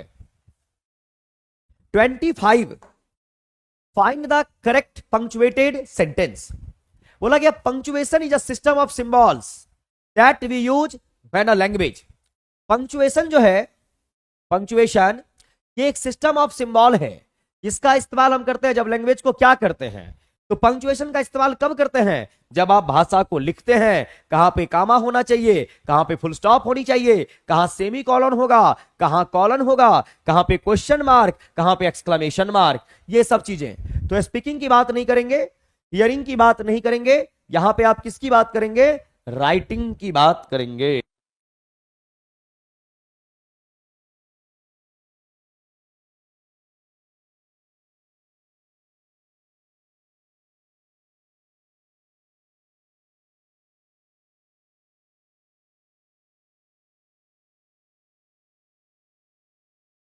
चलिए आइए यहां आगे, choose the correct form of the verb that agrees with the subject. यहां बोला गया बंधु the book management principles dash quite insightful. अब यहां पर प्रिंसिपल्स लिखा हुआ है, लेकिन ध्यान से आप देखिए द बुक, और ये मैनेजमेंट प्रिंसिपल ये बुक का नाम है, ये इस बुक का नाम है। अगर मैं आपसे पूछूं कि ये मैनेजमेंट प्रिंसिपल ये ग्रुप ऑफ वर्ड्स और इसके साथ यहां कोई वर्ब नहीं, तो इसे आप बोलने का काम क्या करेंगे? फ्रेज। अब ये फ्रेज किसके बारे में जानकारी दे रहा है? इस बुक के बारे में। तो बुक क्या हो गया मेरा? नाउन। और नाउन के बारे में जो जानकारी देगा उसे क्या बोलोगे? Adjective phrase. यहां पे आपको चाहिए वर्ब। वर्ब आता है सब्जेक्ट के अकॉर्डिंग। सब्जेक्ट आपका कौन बनेगा? नाउन। तो सब्जेक्ट आपका क्या है? बुक है, सिंगुलर फॉर्म में। तो ऐसा नहीं कि प्रिंसिपल्स को देख के आप आर डिसाइड कर देंगे, कभी नहीं। और देखिए एक चीज, बहुत मासूम सा बच्चा जो होगा वो प्रिंसिपल्स को देखेगा और उसको लगेगा आर होना चाहिए, और एग्जामिनर फर्स्ट ऑप्शन में वही आंसर देगा जो आप सोचते हैं। और इसको बोला जाता है आपके साइकी के साथ खेलना। इसलिए अवेयर होना है आपको। आर नहीं, हैव भी नहीं, प्लुरल है। यहां होगा क्या? इज क्वाइट इनसाइटफुल, और यहां पर एक इनसाइटफुल वर्ड दिया हुआ है, और इनसाइटफुल का मतलब होता है डीप, जहां पे गहरी बातें की गई हो। 27, यहां पर सब्जेक्ट ऑफ एग्रीमेंट का मामला है $2 डैश अ स्मॉल अमाउंट। अब यहां आइए, डॉलर की बात कर रहे हैं। डॉलर क्या है? करेंसी है। तो जब भी आप करेंसी की बात करेंगे, पैसे की बात करेंगे, तो करेंसी आपका सिंगुलर और प्लुरल दोनों फॉर्म में होगा। जैसे डॉलर का डॉलर्स हुआ, वैसे ही हमारा करेंसी क्या है? रुपी। रुपी का रुपीज हो सकता है। यानी करेंसी जो भी होती है किसी भी देश की, सिंगुलर भी और प्लुरल भी। लेकिन यहीं पे अगर आप मनी वर्ड का इस्तेमाल करेंगे, तो मनी मतलब पैसा, और ये अनकाउंटेबल होता है। ये हमेशा कैसा होगा? सिंगुलर। तो ये ध्यान रखिएगा, करेंसी का सिंगुलर से प्लुरल बनाया जाता है, मनी का नहीं बनाया जाता है। अब आ जाइए यहां कि जब भी हम करेंसी की बात करेंगे तो यहां पर आएगा नंबर। नंबर के बाद आप यहां पे करेंसी का इस्तेमाल करेंगे। उस करेंसी का चेहरा जो है ये इस नंबर के अकॉर्डिंग सिंगुलर प्लुरल कुछ भी होगा। फिर यहां पे आप जो वर्ब का इस्तेमाल करना चाहेंगे, तो वर्ब यहां पर कैसा आना चाहिए? पैसे के मामले में ध्यान से देखिए, जब पैसा अर्न करने का मामला हो और पैसा एक्सपेंडिचर का मामला हो, यानी पैसा कमाना है और पैसा खर्च करना है। जब पैसा कमाने का मामला हो तो आप एक कमाएं, आप लाख कमाएं, ये सिंगुलर होगा, वर्ब सिंगुलर चाहिए। और जब पैसा खर्च करने का मामला हो, आप एक कमाएं, लाख कमाएं, इसे प्लुरल समझेंगे, और यहां वर्ब आपका प्लुरल लगेगा। और इसको याद रख सकते हैं घर में पिताजी से। पिताजी कमाने वाले एक हैं, बाद बाकी खर्च करने के लिए हम, भाई बहन, माताजी सब मिलके खर्च करते हैं। या जब आप स्ट्रगल कर रहे होते हैं तो आप अकेले स्ट्रगल करेंगे, कोई आपको पूछने तक नहीं आएगा। और जब आप सफल हो जाएंगे तो पार्टी मांगने के लिए 36 दोस्त आपके पास आ जाएंगे। तो कमाने के लिए आप अकेले होंगे, गंवाने के लिए 36 लोग आपके साथ होंगे। अब आइए यहां, $2 अ स्मॉल अमाउंट। अब ए लग गया तो सिंगुलर सेंस में, तो वर्ब लगेगा सिंगुलर, आर नहीं। हैज का यहां कोई सेंस नहीं बनेगा। $2 इज अ स्मॉल अमाउंट की बात करेंगे, correct option C for Canada. आइए 28 में बोला गया ग्रामेटिकल प्रोफाइल बेस्ड क्वेश्चंस। अब यहां पर सीज प्रिटी गुड। अब प्रिटी वर्ड की अगर आप बात करें तो प्रिटी वर्ड क्या क्या होता है, PRETTY। प्रिटी की बात अगर आप करेंगे तो प्रिटी वर्ड आपका एडजेक्टिव भी होगा और प्रिटी वर्ड आपका एडवर्ब भी होगा। हमने बोला सीज प्रिटी, इज प्रिटी। अब यहां पर ये प्रिटी किसको क्वालिफाई कर रहा है, तो ये सी यानी कि प्रोनाउन को, और जो प्रोनाउन को क्वालिफाई करे वो क्या है, एडजेक्टिव है। आपने यहां बोला प्रिटी गुड, प्रिटी गुड, ये गुड क्या है, ये एडजेक्टिव है, और जो एडजेक्टिव को क्वालिफाई करेगा उसे आप एडवर्ब कहने का काम करेंगे। और यहां पर प्रिटी गुड, गुड एडजेक्टिव है तो ये एडजेक्टिव नहीं, ये आपका एडवर्ब होगा। नाउन तो ये आपका होने से रहा, ध्यान रखेंगे आप।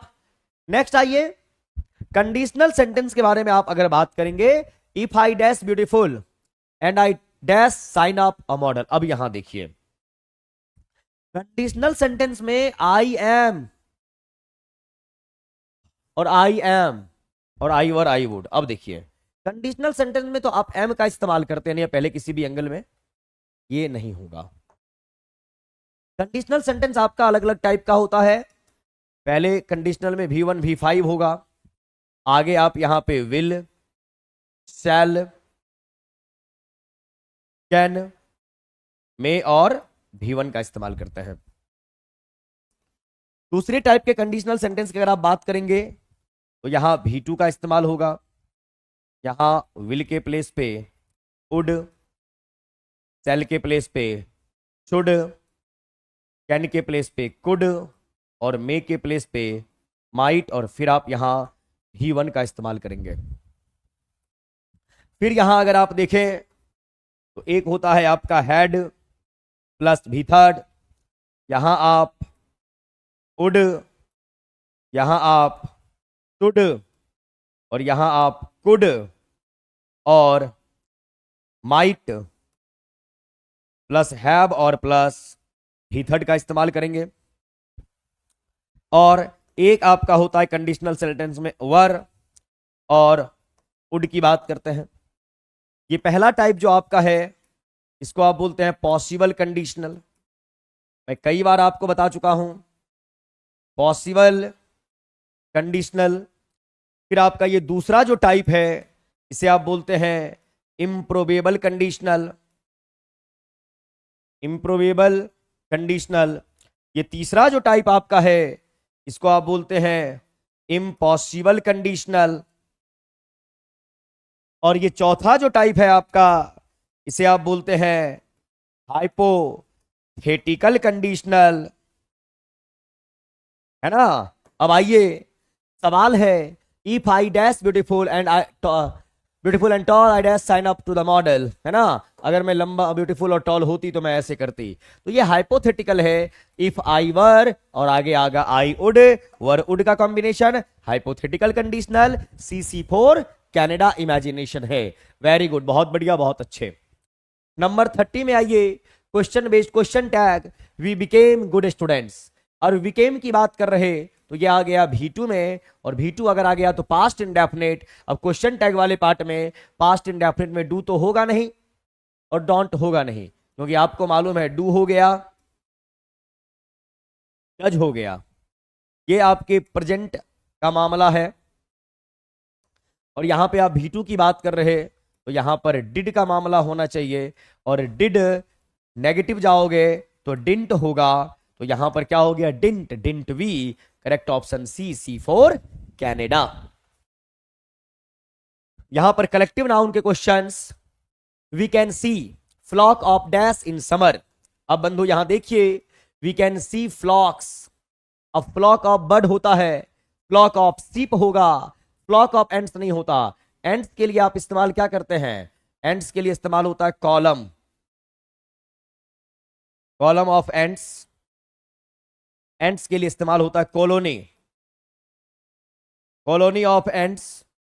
एंड्स के लिए आप आर्मी वर्ड का भी इस्तेमाल करते हैं, आर्मी ऑफ एंड्स, है ना।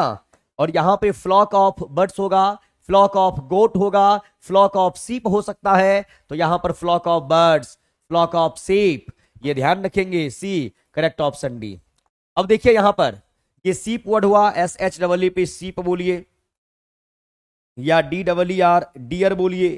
ये ऐसे नाउन हैं जो अपने इसी फॉर्म में सिंगुलर भी और अपने इसी फॉर्म में प्लुरल भी। अब ऐसा नहीं कि फ्लॉक ऑफ बर्ड्स तो फ्लॉक ऑफ शिप्स कीजिए, नहीं, सीप ही आपका सिंगुलर, डियर ही आपका सिंगुलर या आपका प्लुरल माना जाएगा। करेक्ट ऑप्शन आपका क्या हुआ, डी डी फॉर दिल्ली। यहां पर क्वेश्चन क्या है लिटरेचर के। अब यहां पे थोड़ा मैं बोलना चाहूंगा, कुछ बच्चों का कॉल भी आया था कि सर लिटरेचर के क्वेश्चन इतने कम क्यों दे रहे हैं। बंधु, लिटरेचर का क्वेश्चन तो डेली आपको 15 मिलता ही मिलता है ना, 15 क्वेश्चन। मैंने कम इस वीक में इसीलिए दिया क्योंकि ग्रामर में बहुत कुछ मिस हो जा रहा था, सब्जेक्ट वर्ब एग्रीमेंट के क्वेश्चन नहीं मिल पा रहे थे, क्वेश्चन टैग के क्वेश्चन आपको नहीं मिल पा रहे थे, कलेक्टिव नाउन के क्वेश्चन आपको नहीं मिल पा रहे थे, इसीलिए हमने लिटरेचर के क्वेश्चन को कम कर दिया है। तो कभी कभी ये वेरिएशन आपको देखने सुनने को मिलेगा, क्योंकि हर एक एरिया को हमें करना है कवर, चाहे ग्रामर हो, वोकैब हो, कॉम्प्रिहेंशन हो या लिटरेचर हो। फिर नेक्स्ट वीक से आप क्वेश्चन सॉल्व करेंगे तो वहां पे हम लिटरेचर के क्वेश्चन को बढ़ा देंगे।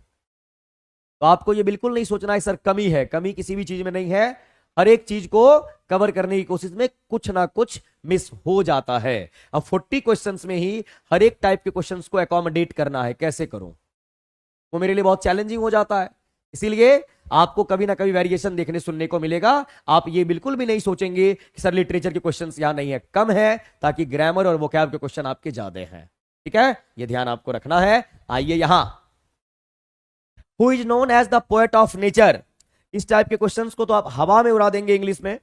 तो द पोएट ऑफ नेचर की बात करेंगे तो आप किसे बोलेंगे, तो द पोएट ऑफ नेचर कौन है, तो आपके विलियम वर्ड्सवर्थ है।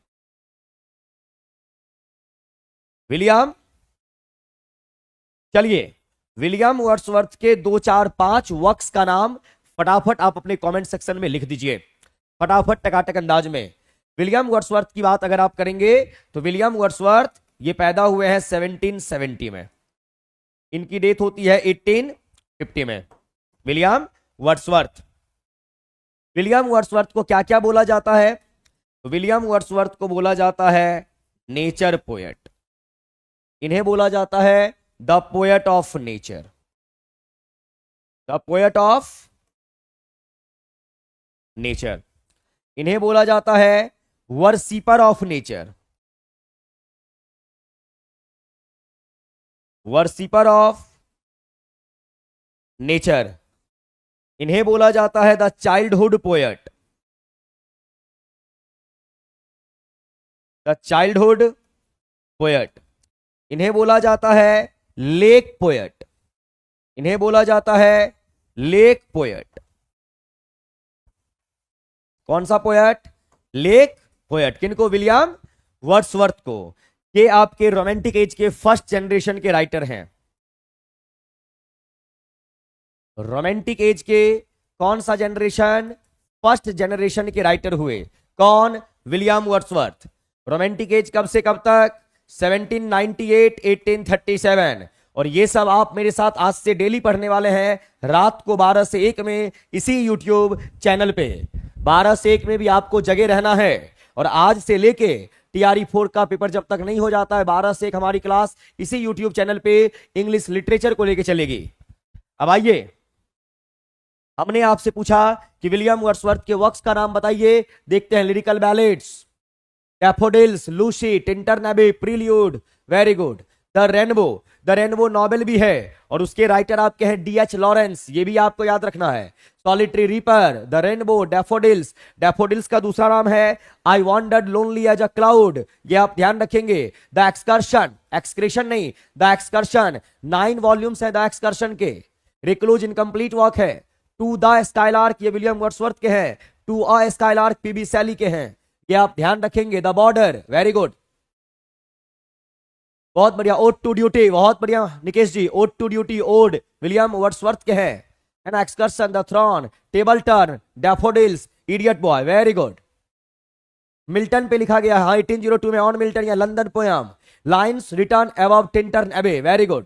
The excursion, lyrical ballads, Lucy, border, the prelude, बहुत बढ़िया, लाजवाब, जबरदस्त, बेहतरीन, जिंदाबाद, ऐसे ही चाहिए भैया, बहुत बढ़िया। धनंजय जी, क्या लिखा, प्रियंसी सिंह, रूपा, धनंजय, सुभा सिंह, बहुत बढ़िया, बहुत अच्छे, लाजवाब, जबरदस्त, बेहतरीन, जिंदाबाद। आइए यहां लॉर्ड टेनिसन के बारे में बात करें। लॉर्ड टेनिसन जो आपके हैं, अल्फ्रेड लॉर्ड टेनिसन, ये आपके विक्टोरियन एज के राइटर हैं। विक्टोरियन एज, और विक्टोरियन एज आता है आपका रोमांटिक एज के बाद, यानी 1798 1837, और ये हो जाएगा 1837 टू 1901। क्लियर है। और अल्फ्रेड लॉर्ड टेनिसन, दोनों में क्या रिलेशन भैया? विलियम वर्ड्सवर्थ आपके पोएट लॉरेट ऑफ इंग्लैंड हैं 1843 टू 1850, और अल्फ्रेड लॉर्ड टेनिसन जो आपके हैं, ये विलियम वर्ड्सवर्थ के बाद पोएट लॉरेट ऑफ इंग्लैंड बनते हैं। कब से कब तक? 1850 टू 1892, 42 साल। पोएट लॉरेट ऑफ इंग्लैंड बंधु। अब आइए आगे है जॉन मिल्टन। अब देखिए आपके लॉर्ड टेनिसन आपके जो है किस एज के? विक्टोरियन एज के। विलियम वर्ड्सवर्थ रोमांटिक एज के। और अगर आप जॉन मिल्टन की बात करेंगे, जॉन मिल्टन, मैं इनका डेथ बर्थ लिख देता हूं, 1809 में अल्फ्रेड लॉर्ड टेनिसन पैदा हुए, और 1892। जॉन मिल्टन की बात करेंगे 1608 में पैदा हुए, 1674। चलिए आप अल्फ्रेड लॉर्ड टेनिसन के कुछ वर्क का नाम बताइए। इन मेमोरियम, AHH, आर्थर हेनरी हेलम, इनके दोस्त थे, बहुत बढ़िया। और बताइए नाम, अल्फ्रेड लॉर्ड टेनिसन के वर्क्स का नाम आपको बताना है, मैंने बहुत बता रखा है आपको। चलिए जॉन मिल्टन, तो जॉन मिल्टन 1608 में पैदा हुए, 1674। तो जॉन मिल्टन जो है रेनेसां पीरियड में,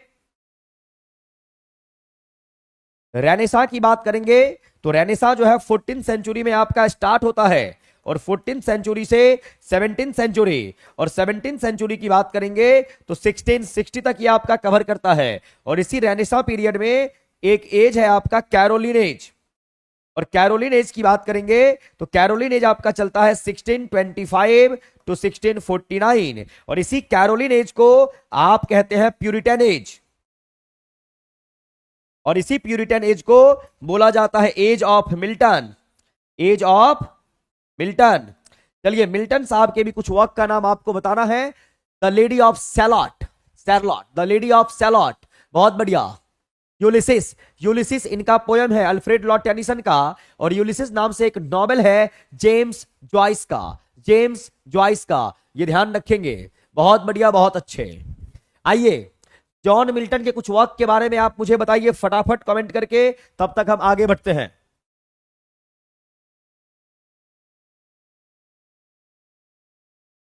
चलिए बंधु, who is the most famous satirist in English literature? Famous satirist के नाम में किनका नाम आएगा? अब आइए, जब आप सटायर का जिक्र कर रहे हैं, SATIRE, तो इंग्लिश लिटरेचर में एज ऑफ सटायर बोला गया किसको? एज ऑफ सटायर बोला गया 18th सेंचुरी को। और 18th सेंचुरी में कौन सा ड्यूरेशन? तो 18th सेंचुरी में 1700 टू 1740 को बोला गया एज ऑफ सटायर। इसी पीरियड को बोला गया इनलाइटनमेंट एरा,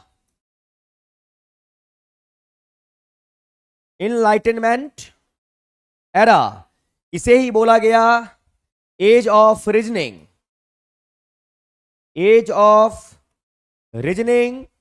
या इसे बोला गया एज ऑफ रीजन। किसको भैया? सटायर, क्या बोलते हैं, 18th सेंचुरी को। और ये जो ड्यूरेशन है आपका 1700 1740, इसे बोला गया ऑगस्टन पीरियड।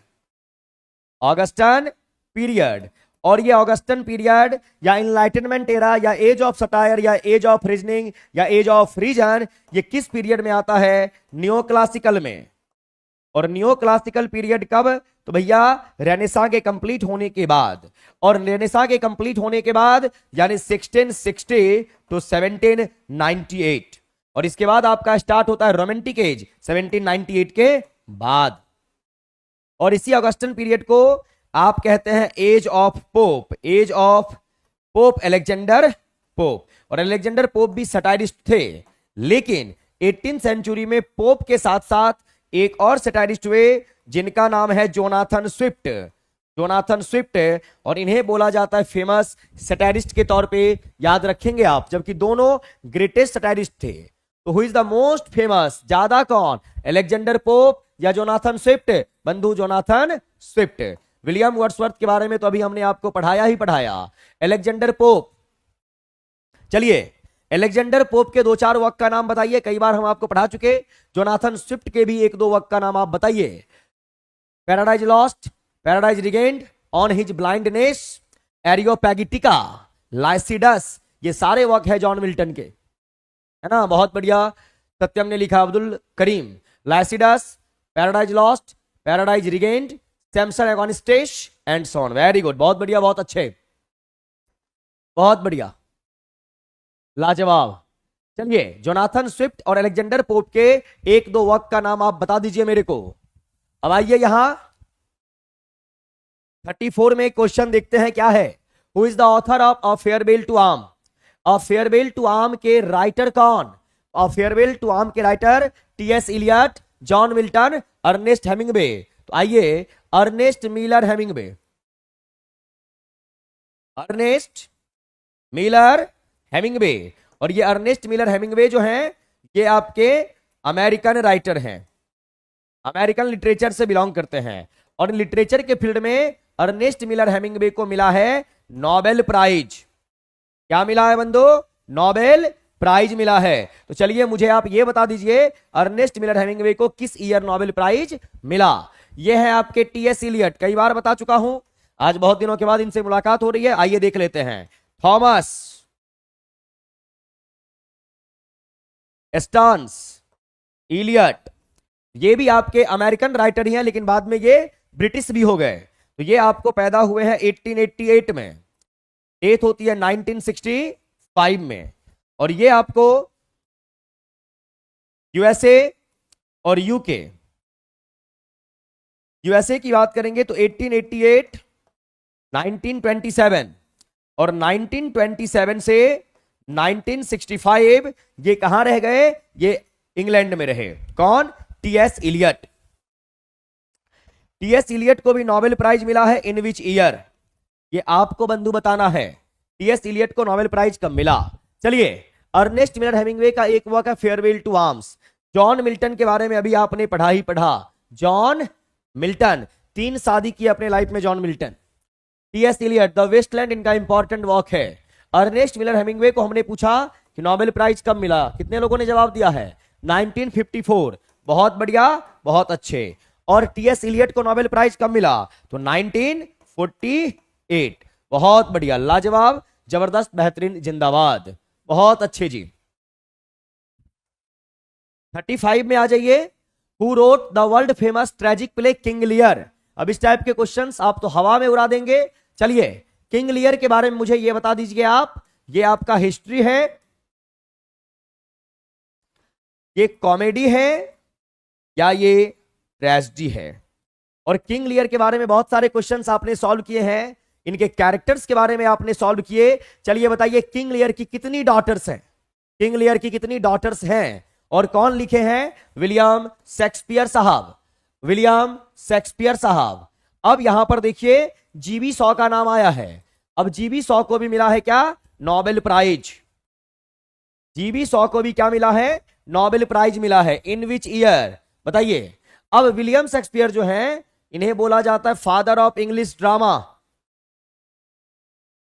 विलियम शेक्सपियर को फादर ऑफ इंग्लिश ड्रामा बोला जाता है। क्रिस्टोफर मार्लो को कौन सा टाइटल दिया गया है? ये आप बताएंगे। और ये जीबी शॉ जो है इन्हें भी फादर ऑफ इंग्लिश ड्रामा बोला गया है, लेकिन थोड़ा सा डिफरेंस है। Father of modern English drama, father of modern English drama, ये बंधु आपको ध्यान में रखना है। Father of modern English drama वो आपके हैं कौन? जीबी शॉ। और फादर ऑफ इंग्लिश ड्रामा कौन है? क्या आपके हैं? William Shakespeare. हमने बोला जीबी शॉ को नोबेल प्राइज कब मिला है? आपने जवाब दे दिया आपने, बहुत बढ़िया, 1925। हमने बोला था किंग लियर की कितनी डॉटर हैं? आपने जवाब दिया 3 डॉटर्स। वेरी गुड, बहुत बढ़िया, बहुत अच्छे। नाम भी बता दिए, अनामिका, गोनेरिल, रेगेन, कॉर्डेलिया। अच्छा, इस तीनों में कौन डॉटर हैं जो किंग लियर की बहुत रिस्पेक्ट करती हैं? बताइए कौन सी हैं, फटाफट बताइए। अब आइए यहां पे, हमने आपसे पूछा Christopher Marlowe. Christopher Marlowe Elizabethan age के राइटर हैं, बहुत कम उम्र में इनकी डेथ हो गई थी। 1564 में पैदा लिए थे और 1593 यानी एट द एज ऑफ 29 में इनकी क्या हो गई, डेथ हो गई। क्रिस्टोफर मार्लो को कौन सा टाइटल मिला है इंग्लिश लिटरेचर में, ये आप बताएंगे। Cordelia, very good, King Lear की बहुत रिस्पेक्ट की, बहुत बढ़िया। चलिए बताइए क्रिस्टोफर मार्लो को क्या टाइटल दिया गया, फटाफट टकाटक अंदाज में आप बताइए क्या होना चाहिए। चलिए अब यहां पे आ जाइए, ये रहा आपका पैसेज और ये रहा आपका कॉम्प्रीहेंशन। आइए फटाफट इसको क्या कर लेते हैं, सॉल्व कर लेते हैं। किट मार्लो, हाँ क्रिस्टोफर मार्लो को किट मार्लो भी बोला जाता है। अब बंधु यहां ध्यान से देखना है आपको क्या लिखा हुआ है। The Indian middle class consists of, अब यहां देखिए कंसिस्ट के साथ प्रेपोजिशन ऑफ लगता है, इसमें कहीं से कोई डाउट है नहीं। The Indian middle class consist of so many strata, strata means layer, level, that it defies categorization under a single term class which would imply a considerable degree of homogeneity। अब homogeneity word कहां से आया, homogeneous यानी एक जैसा, father of English tragedy, very good, homogeneous बोला गया। Yet to paradoxical, paradox का मतलब क्या होता है भैया, विरोधाभास, पैराडॉक्स विरोधाभास की बात करेंगे। Teachers characterized its conduct fairly uniformly, extensive practice and intensive abhorrence, abhorrence का मतलब होता है hatred of corruption. Indian middle class family की बात की गई है और उसके बारे में बात की जा रही है यहां पे। इन द सेवरल रिसेंट सर्वे, बहुत सारे सर्वे हुए, ऑफ पॉपुलर परसेप्शंस, परसेप्शंस का मतलब अवधारणा जो आपका है ना, of corruption. Politicians of course invariably and understandably top the list, इसमें पॉलिटिशियन वगैरह जो है ये टॉप लेवल में है जहां पे करप्शन वगैरह का मामला चल रहा है। क्लोजली फॉलोड बाय ब्यूरोक्रेट्स, खास करके जो ब्यूरोक्रेट है उनका भी नाम यहां लिया गया, policeman, lawyers, businessman and others. The quintessential middle class, if teachers do not figure high on this priority list, it is not for lack of trying but lack opportunities. कहने का मतलब यह है कि आप ईमानदार हैं, इसका मतलब है कि आपको चोरी करने का अवसर नहीं मिला, इसीलिए आप ईमानदार हैं। क्लियर है ना? जो लोग ये बोलते मैं बहुत ईमानदार, मैं बहुत ईमानदार, हो सकता है आपको अवसर नहीं मिला है, अवसर मिलता तो आई थिंक आप भी बेईमान बन सकते थे। ओवर द ईयर्स, काफी सालों तक, the sense of shock over acts of corruption in the middle class has witnessed a study decline as its ambition for a better material life have soared, but the resources for meeting such ambitions have not kept pace.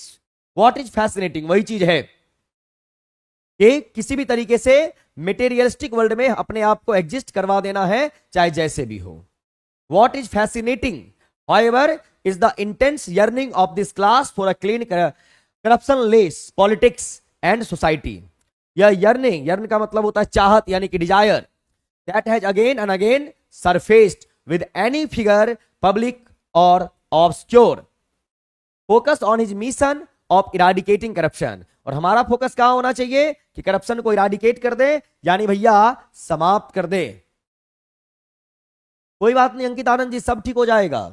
Corruption, even the repeated failure of this promise on virtually every man's part has not subjected it to the law of diminishing return. और diminish का मतलब क्या होता है, किसी भी चीज के वैल्यू को लेसन करना, कम कर देना। तो यहां पे इंडियन मिडिल क्लास की बात की गई, करप्शन की बात की गई, करप्शन में कौन कौन इन्वॉल्व है ये यहां पर बोला गया है इस पैसेज के माध्यम से।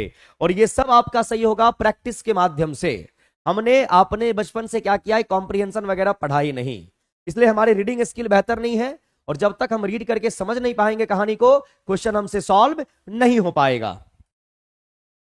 The intense middle class intensely yearns for यानी मिडिल क्लास जो है गहरे रूप से किस चीज की चाहत रखता है? Better material resources, extensive practice of corruption, clean honest society.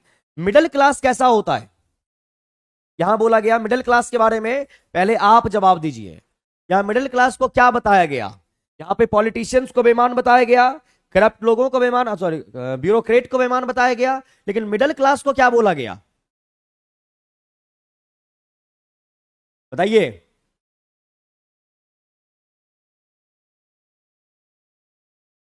The Indian middle class consists of so many strata that it defies categorization under a single term class, which would imply a considerable degree of homogeneity. Yet two paradoxical features characterize its conduct fairly and firmly: extensive practice and intensive abhorrence of corruption. अब यहां देखिए, extensive यानी बाहरी रूप से, intensive abhorrence of corruption यानी अंदर से नफरत करते हैं वो किस चीज से? भ्रष्टाचार से। इसीलिए जब आप इस टाइप के वर्ड को पढ़ के नहीं समझ पाते हैं तब आपसे प्रॉब्लम होता है। यहां बोला गया it conducts fairly uniformity, extensive practice and intensive abhorrence of corruption, स्पष्ट रूप से लिखा हुआ है एवहरेंस ऑफ करप्शन, यानी नफरत किस चीज से है? भ्रष्टाचार से है। किसका? मिडिल क्लास का। Clear? The intense middle class intensively earns, किस चीज की चाहत रखता है middle class family? Better material वो रखते हैं आपके जो पॉलिटिशियंस हैं, जो डिप्लोमेट्स हैं, जो ब्यूरोक्रेट हैं, जो पैसेज में बोला गया है। एक्सटेंसिव प्रैक्टिस ऑफ करप्शन, ये कौन करेंगे? वही पुलिस लोग, जो आपके ब्यूरोक्रेट है, जो बोला गया। यहां पर बोला गया एवरेंस ऑफ व्हाट? करप्शन, यानी clean honest society. Middle class के इंटेंस डिजायर की बात की गई है ना? ध्यान रखना है आपको, नहीं तो फिर आप गड़बड़ करेंगे। हर एक लाइन को पढ़िए। Teachers are not high on the list of corruption because they do not have. अब टीचर जो है करप्शन, करप्ट होने की लिस्ट में नहीं है, क्यों? दे do not have courage, they do not opportunities, they do not support. अब यहां पे टीचर जो है उनको चोरी करने का अवसर ही नहीं मिलेगा। आप चोरी करेंगे कहां? ऐसा नहीं उसके अंदर करेज नहीं, ये नहीं बोला गया। आप ईमानदार तभी तक हैं जब तक आपको चोरी करने का मौका नहीं मिला, ये बोला गया है। तो यहां पर आप जाएंगे, टीचर कहां से भ्रष्ट हो सकता है? कैसे आप करप्ट होइएगा?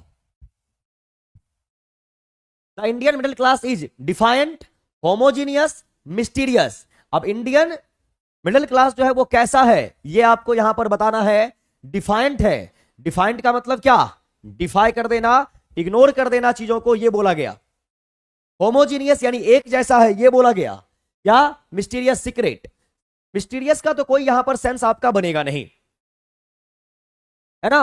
और होमोजिनिटी, होमोजिनिटी, होमोजीनियस यानी अंदर और बाहर से आप एक जैसे हैं, आपको ईमानदारी ही पसंद है। इस यहां पे होमोजीनियस और होमोजिनिटी वर्ड का इस्तेमाल किया गया था। होमोजीनियस एडजेक्टिव, होमोजिनिटी आपका noun. Who figure on the top of the list of corruption? Corruption के टॉप लिस्ट में कौन कौन है? बिजनेसमैन, पॉलिटिशियंस, लॉयर्स, इन सभी का नाम आया है यहां पे। इसीलिए आप डी फॉर दिल्ली में जाएंगे, है ना? सभी का नाम था कि सब क्या है? टॉप लिस्ट में आते हैं, चाहे वो बिजनेसमैन हो, चाहे आप लॉयर की बात करें, जिसकी भी बात आपको करनी हो। और 40 में this yearning over the years has, है ना? This yearning over the years has यहां पर बोला गया है। ये जो चाहत है ये क्या है? और दिनों दिन ये चाहत क्या होता जा रहा है? तो बोला गया परसिस्ट, कॉन्टिन्यू। तोड़ मतलब क्या? खरास। और डिक्लाइन। और यहां पर देखिए एक वर्ड बोला गया था, समझिए, इसीलिए बोलता हूं ध्यान दीजिए। This promise virtually every man's part has not subjected to the law of diminish nature. और डिमिनिश रिटर्न, और डिमिनिश का मतलब क्या होता है? कम होना। और उस चीज को क्या करने की बात की गई? इराडिकेट यानी समाप्त करने की बात की गई है। करेक्ट ऑप्शन क्या हो जाएगा? तो यहां आइए, यहां बोला गया आपका दिस यर्निंग, ये जो चाहत है ओवर द ईयर्स, ये क्या होना चाहिए या इसको क्या किया जाए? तो यहां पर है परसिस्ट। परसिस्ट का मतलब होता है लगातार, जब जो चीज कंटिन्यू हो, परसिस्टेंस की बात करेंगे। तोड़ का मतलब होता है क्या? गले में खराश वगैरह, शोर जो चीज। और डिक्लाइन, डिमिनिश वर्ड का इस्तेमाल किया गया था, तो सी फॉर कैनेडा होगा। अब बंधु ध्यान दीजिए, अब हमारी मुलाकात 1 घंटे के बाद 11 बजे प्लेटफॉर्म एसएससी चैनल है आपका, प्लेटफॉर्म एसएससी, वहां नाउन के क्वेश्चन के साथ हम मिलेंगे। तो आप जितने बच्चे सेशन को देख रहे हैं 11 बजे भी जाइए, चाय कॉफी पी लीजिए ताकि आपका नींद गायब हो जाए, और 11 बजे हमसे मुलाकात कीजिए और वहां नाउन के क्वेश्चन को प्रैक्टिस करेंगे हम बिल्कुल एकदम डिटेल्ड वे में। नाउन, प्रोनाउन, एडजेक्टिव, आर्टिकल सब आपका हो जाएगा। क्लियर है ना? तो 11 बजे, और 11 बजे के बाद 12 बजे फिर इसी यूट्यूब चैनल पे प्लेटफॉर्म टीचर पे 12 से 1 आपकी क्लास होगी, जहां हम इंग्लिश लिटरेचर की बात करेंगे। और जब तक आपका टीआरई 4 का पेपर हो नहीं जाता है, हम आपसे 8:30 से 10, 8 से 10 यहां मिलेंगे, 10 से 11 यूट्यूब पे मिलेंगे, सॉरी 11 से 12 प्लेटफॉर्म एसएससी यूट्यूब चैनल पे, और फिर आपको 12 से 1 इसी यूट्यूब चैनल पे मुलाकात करेंगे लिटरेचर के क्वेश्चंस के साथ। मैराथन नहीं है, 1 घंटे की क्लास वो होगी और 1 घंटे की क्लास 12 से 1 में होगी, और आप सभी से वेट करूंगा कि आप मेरे को मिलेंगे कहां? Platform SSC. इस चैनल पे भी शेड्यूल आपका लगा हुआ, 1 घंटे के बाद आप हमसे मिलिए। सर कौन क्लास है? नाउन के क्वेश्चन को प्रैक्टिस कराएंगे। आप मिलिए मेरे साथ इस यूट्यूब चैनल पे या प्लेटफॉर्म एसएससी यूट्यूब चैनल पे। ठीक है बंधु? अनुराग जी कैरेक्टर सब क्वेश्चन होगा। मैंने अभी 2-4 सेट क्या किया है, आप लोगों का जो डिजाइन किया उसमें ग्रामर वो क्या हम बता नहीं रहे थे, क्योंकि क्वेश्चन लिटरेचर का ही हो जा रहा था, इसलिए थोड़ा सा पैटर्न चेंज किया है। सैटरडे और संडे का जो आप क्वेश्चन देखते हैं वहां पे कैरेक्टर के क्वेश्चंस भर भर के होते हैं, तो आपको बिल्कुल घबराना नहीं है। हर एक तरीके से हम मेहनत करेंगे और आपके लिए करेंगे। ठीक है? और सर वैलेंटाइन डे मनाएंगे 12 बजे रात के बाद ना बंधु, 12 जैसे ही बजेगा 14 फेब हैप्पी वैलेंटाइन डे, वो 12 बजे होगा, अभी नहीं। Thank you very much. ठीक है, आप लोग मिल गए 1 घंटे में मेरे से इसी यूट्यूब चैनल पे या प्लेटफॉर्म एसएससी पेज। ठीक है ना? चलिए मिलते हैं।